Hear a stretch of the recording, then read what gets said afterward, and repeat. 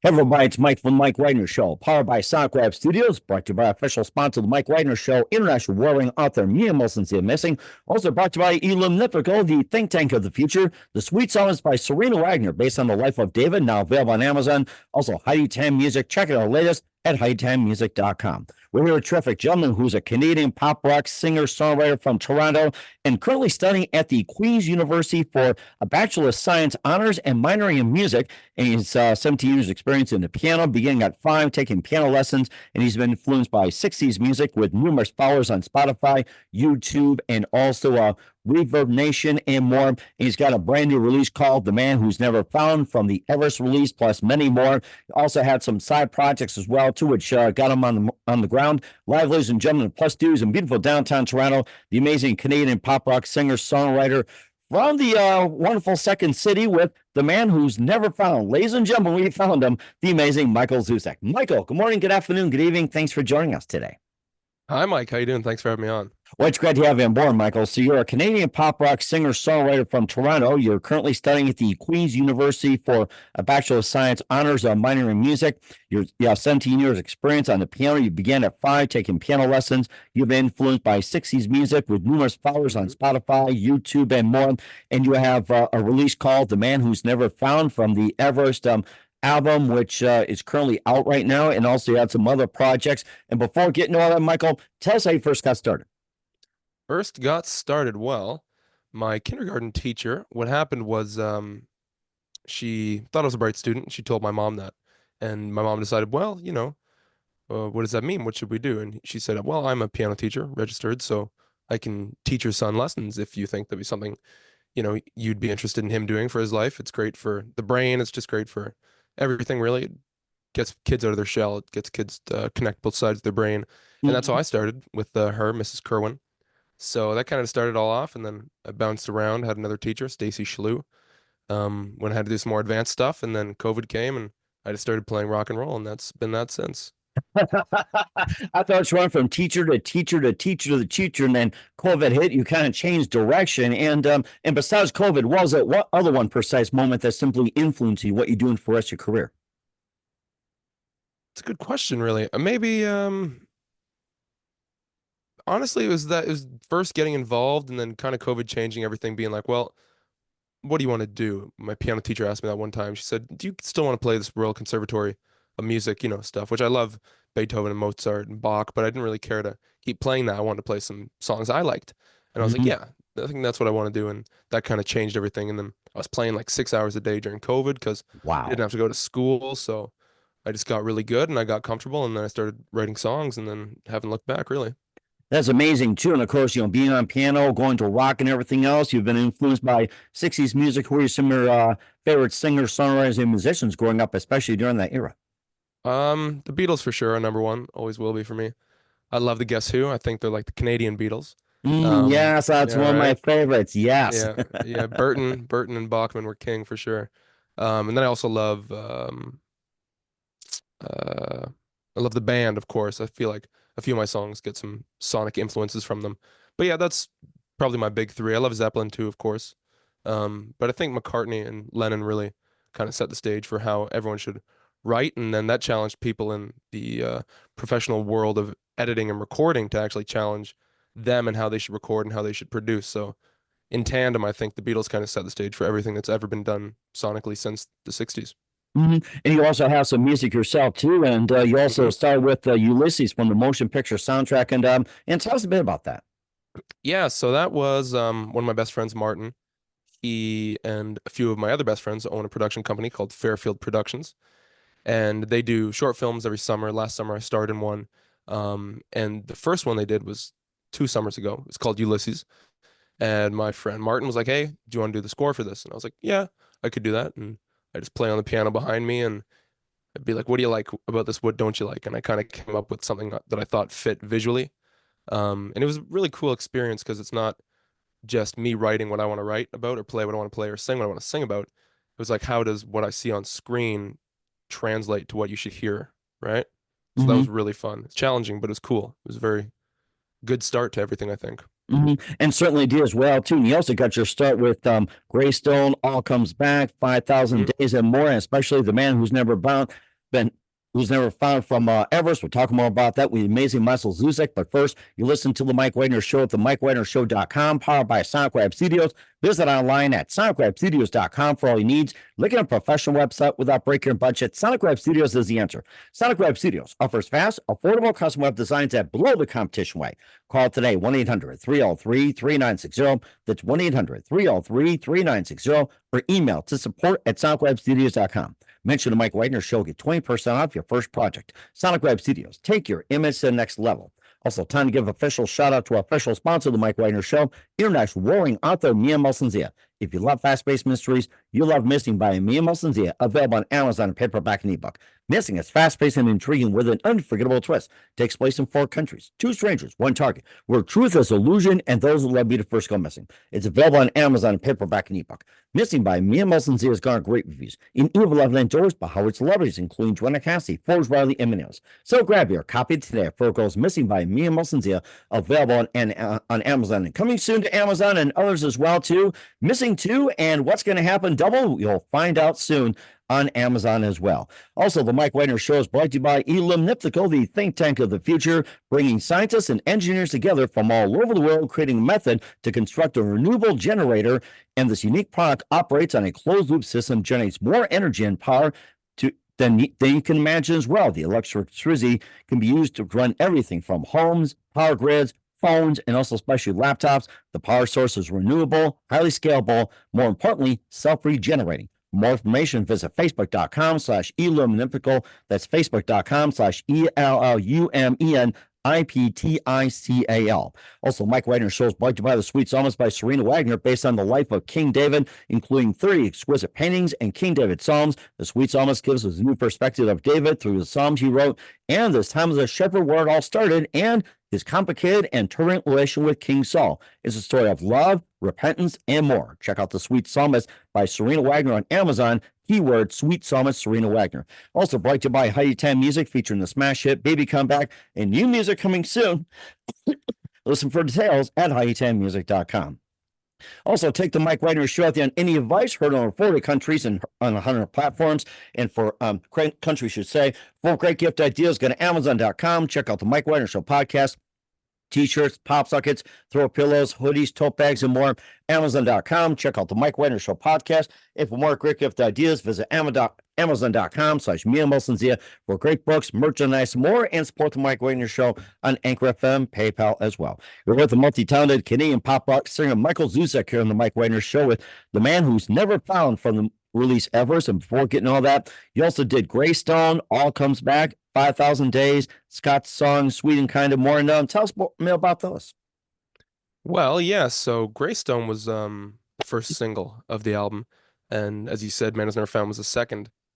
And as well as all those other songs you mentioned, they were written not in any particular order that they've been released or that they appear on the album, but just it's a bunch of different memories and different thoughts and emotions that were, collectively put together and put into words and put into lyrics and put into, sounds and whatnot.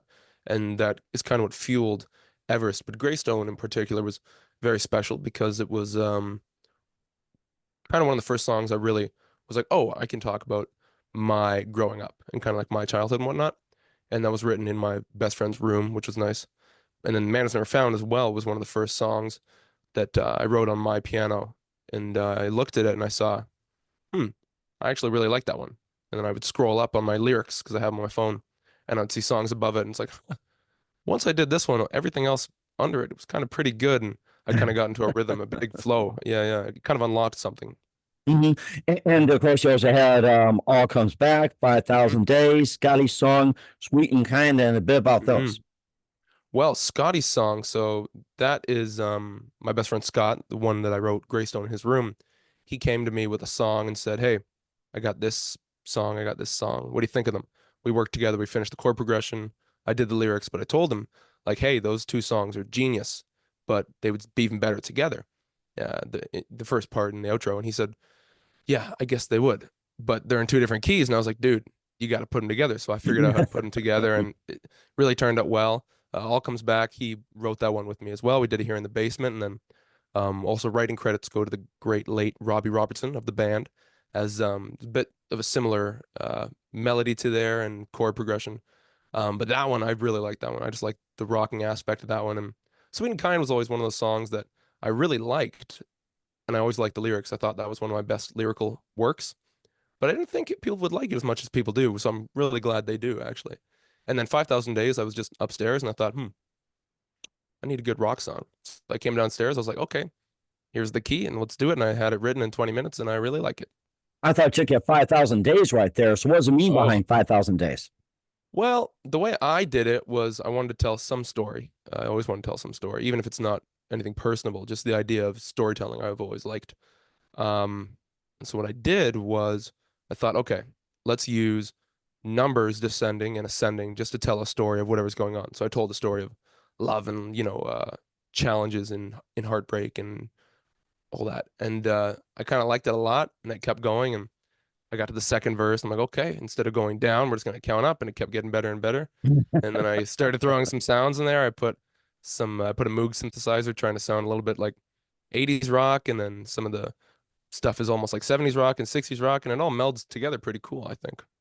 You mentioned something about the 60s influence, having the sounds, the moods, and everything like Hmm. that. And which particular 60s group that you associate with, like 60s, 70s, and 80s, like, what Mm, music group, what engineer, what producer, everything mm, like that? It's like, who does it remind you of, or who do you like, mold it to, or hmm. somewhere along those lines?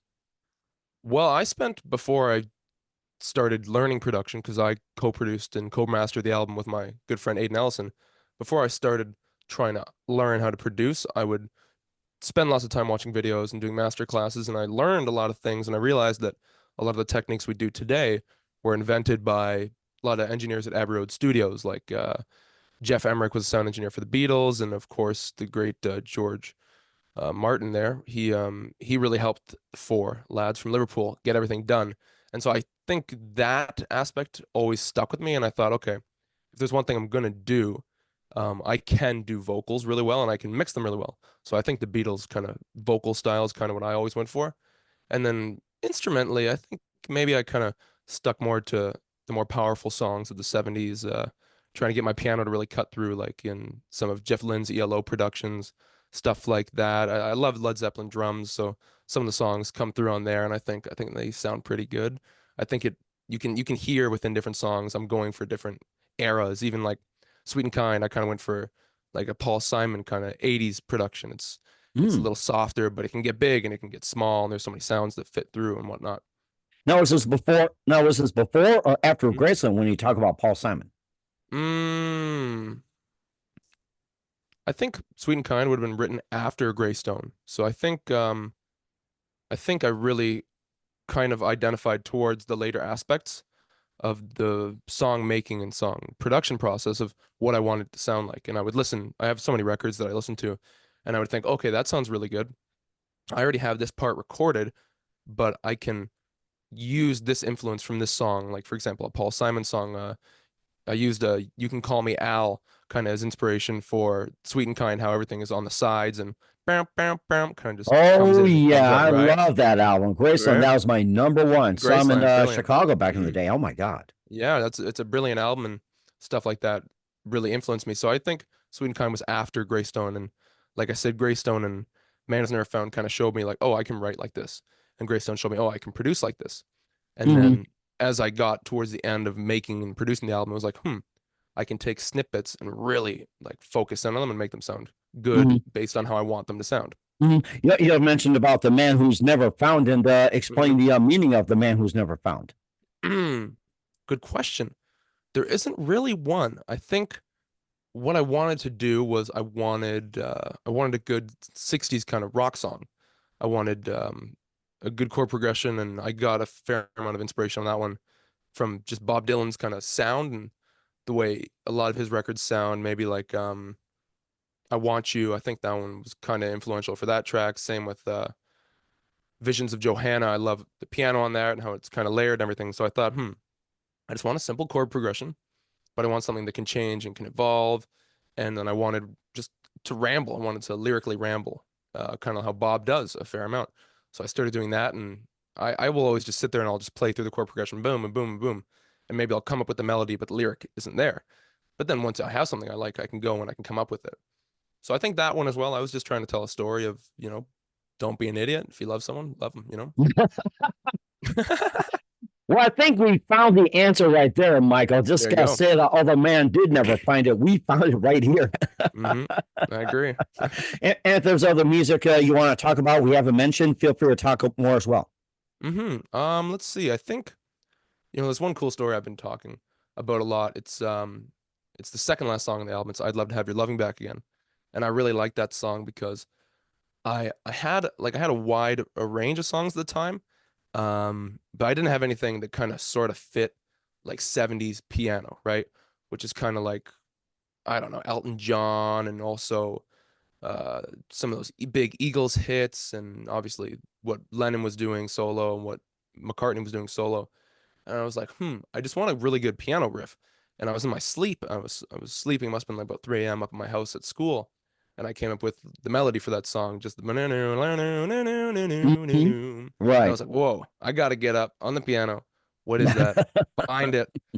I found it. I wrote maybe just the chorus. I went to bed, and then that song carried on. And that was a long production. That one took over a year Oh of my doing the gosh. drums, getting the guitars, getting the piano to sound right. I must have done like 20 takes on the piano trying to get it to sound perfect and to Wow. get the structure of it perfect. And so I'm really happy with that one. And even the vocal aspect of that one, it's very full. It's very 70s.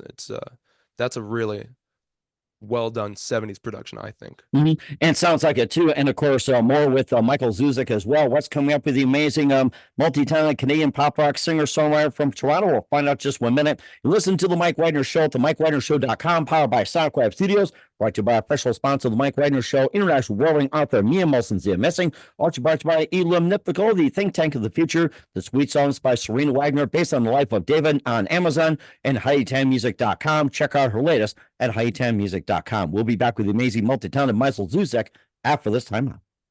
We're back, amazing Canadian pop rock singer songwriter from Toronto, Michael Zuzek, here on the Mike Wagner Show. We talked about the man who's never found from the Everett release, and of course, you mentioned about you being in school and everything. As soon as you graduate from Queen's University, what do you plan on doing afterwards?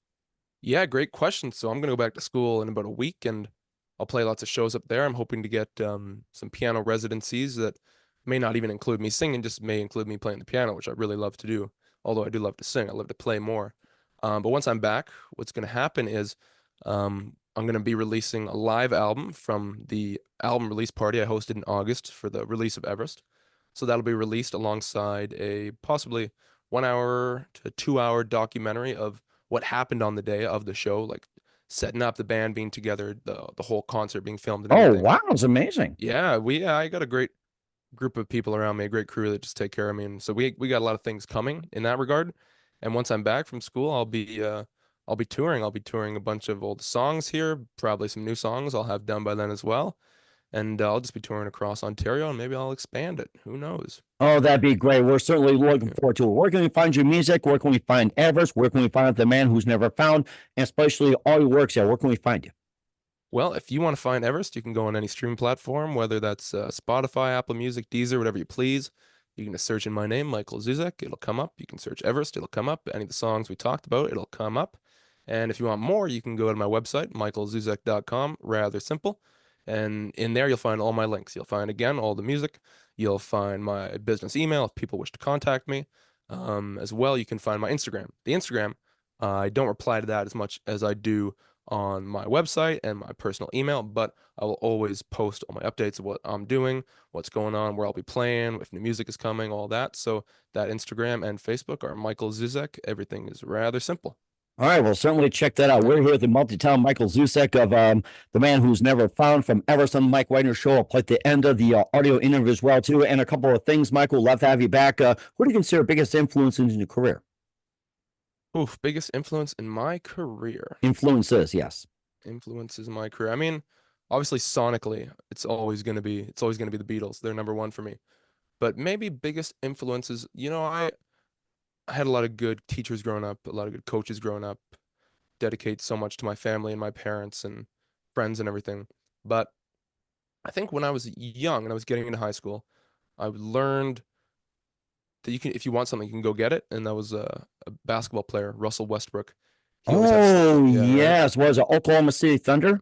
Yeah, yeah. I started watching the year Russ won MVP, so he was always my childhood hero, and his slogan was "Why not?" Right? Like, why can't it be me? Why not? Right? So I always carried that through, and I think that is always going to be a big influence of mine. And I was a pretty good high school football player, and I carried off of that into this, and I think that's because I just say, why not? Why not? Just go for it, you know? Anyone That's can do an it. interesting talk about Russell Westbrook. I thought you'd be talking about somebody from the Toronto Raptors or the Maple Leafs. Yeah, I mean, I love the Raptors. I loved that championship they got in the 2019 season. I think that's one of the best NBA championship teams ever. I love basketball. I love football, but I got a toque when I was a kid, and my mom got it for me just when I got into high school. I needed a toque because I didn't have anything, and she didn't want me to freeze, obviously.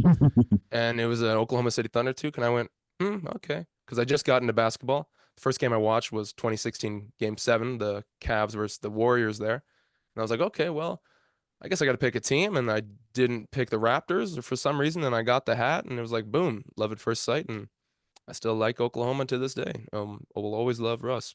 There you go. And that's a Yeah. great thing as well, too. And what's the best advice you can give to anybody at this point To give to anybody in general? in general, I'd say just be kind, love people, be happy. You're gonna be all right. And I think Mhm. that's a really good advice as well, too. So, as Westbrook would say, why not? So, Yeah, why not? you got that right. We're here with the multi-talent Michael Zuzek of the man who's never found here on the Mike Wagner Show. Michael, a very big thank you for your time. You've been absolutely fantastic. Looking forward to having you again soon. Keep us up to date. Keep in touch. We'll love to have you back. Once again, what's your website? How do people contact you? Where can people purchase or check out your music? You can go right on over to michaelzuzek.com. That's the website.